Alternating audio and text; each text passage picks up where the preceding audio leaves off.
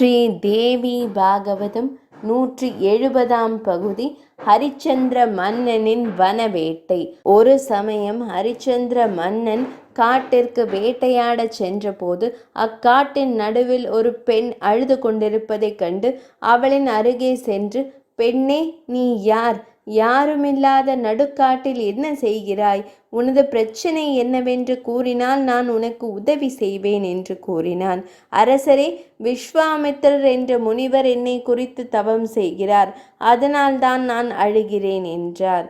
அதை கேட்ட ஹரிச்சந்திர மன்னன் விஸ்வாமித்ர முனிவரிடம் சென்று, அவ்வாறான தவத்தை யாரும் செய்யக்கூடாது, அதற்கு நான் தடை விதிக்கிறேன் என்று கோபத்துடன் கூறிவிட்டு சென்றான். அதனால் விஸ்வாமித்ர முனிவர் கொடூரமான ஓர் அசுரனை உருவாக்கி அவனை பன்றி உருவில் சென்று ஹரிச்சந்திரனை தாக்குமாறு கட்டளையிட்டார்.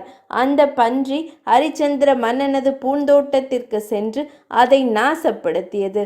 வீரர்கள் எவ்வளவோ முயன்றும் அவர்களால் அதை பிடிக்க முடியவில்லை. மன்னன் ஹரிச்சந்திரன் வந்து அதை கொடூரமாக தாக்க அது தப்பி காட்டிற்குள் சென்றது. ஹரிச்சந்திர மன்னன் அதை துரத்தி சென்றான். அதை கொல்ல முடியவில்லை.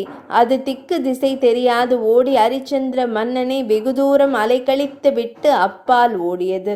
ஹரிச்சந்திர மன்னன் தான் வழி தவறியதை உணர்ந்தான். அவனால் நாட்டிற்கு செல்லும் வழியை கண்டறிய இயலவில்லை. அப்போது விஸ்வாமித்ர முனிவர் ஒரு கிழ பிராமண வேடன் தாங்கி அங்கு வந்தார்.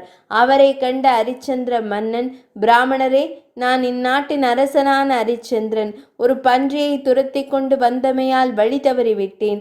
பரிவாரங்களும் வழி தவறிவிட்டன. அதனால் நான் எனது நகரான அயோத்திக்கு செல்ல முடியவில்லை. தயவு செய்து வழிகாட்டுங்கள். தாங்கள் யாகம் செய்ய விரும்பினால் வேண்டிய அளவு பொருள் தருவேன் என்றார். 170ஆம் பகுதி நிறைவடைந்தது.